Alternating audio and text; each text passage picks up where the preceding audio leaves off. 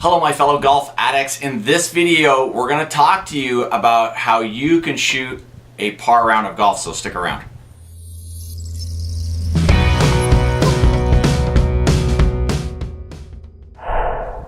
Hey guys, welcome back. It's Paul the Golf Guy here, and I want to cut a quick video for you on mindset. I know it's not one of the most fun topics, but really important because yesterday I come off the golf course. I play in a little 9-hole league every Wednesday. You guys may know that with some of my friends from CenturyLink, and we play in a league called the Hackers. And my game obviously has been getting better and better and better, as you might have seen on Facebook and things. And yesterday I shot 36, shot even par, come off the golf course, and one of the guys looks at me and goes, "Man, it must be nice be a golf pro and shoot even par." And I looked at him, I'm like, "Nate, you can do it too." And he said, "Oh, well, I'll never shoot even par." And I said, "Okay, let me ask you a question. Have you ever parred a hole?"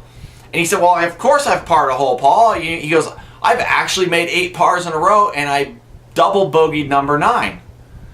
And I was shocked. I said, "Well, then, Nate, you can shoot an even round of golf, or at least 9 holes in our particular league." I said, "You can shoot par for 9 holes. You almost did it. You just double bogeyed the last hole." What happened?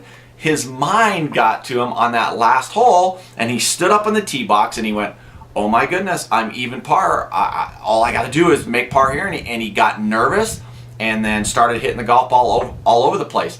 How do I know that happens? Because it happens to me. It happens to everybody. If you don't think that any golf pro doesn't stand on that final hole, the tee box in that final hole, thinking, "Oh my God, all I got to do is to make par to win this," and then you've seen him hit it all over the place. It happens to the best of them. But yesterday, when I was on the 9th tee, I thought all I need to do is make par here. It's a really short par 4 finishing hole, but there's water on the right, there's sand traps in the front and back, and water behind the green. I thought all I need to do is make par here, so I pull out a 4-iron, a little wussy shot, and I slap hook it left into the trees. Luckily, I was in a spot where I could, get a wedge at it, and I hit it probably within, 15, 20 feet, 2-putted for my par.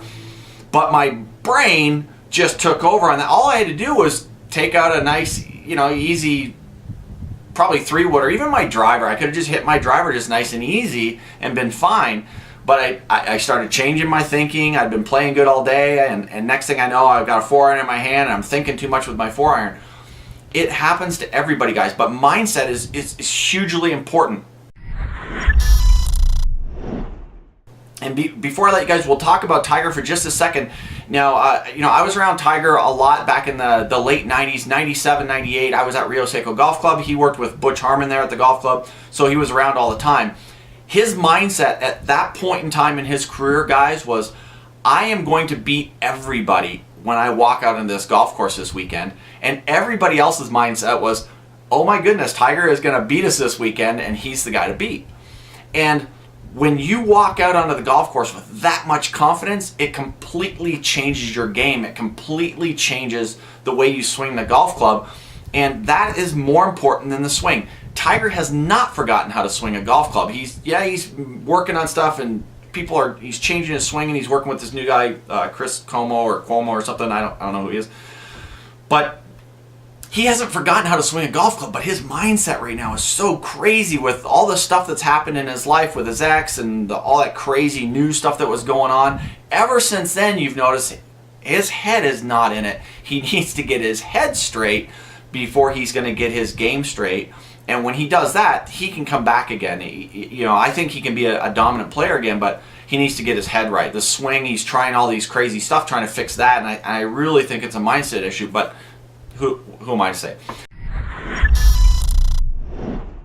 But anyways, guys, if you have parred 1 hole on your golf course, I'm sure many of you have played your local clubs many times, and if you've had every scorecard over the course of the last 20 or 30 rounds, you could see that you've probably parred every hole on the golf course at least once. And if you've done that, you can shoot an even round of golf, even if you're an 18 handicap. You can do it. You've parred every hole individually, so you can par them all as a whole. If you can get your head wrapped around that mindset, it will lower your scores tremendously, and it will change your game like you have no idea. So you have to think, I can par everything. And if you don't, that's okay. Don't get upset and say, yeah, this stuff doesn't work. I want you to, that Paul guy is crazy. I am, but I want you guys to know that if you've parred one hole, you can par them all, and you have to think that way, okay? And I'll leave you with one more thing, and then we'll let you go. I'm rambling on long like I always do.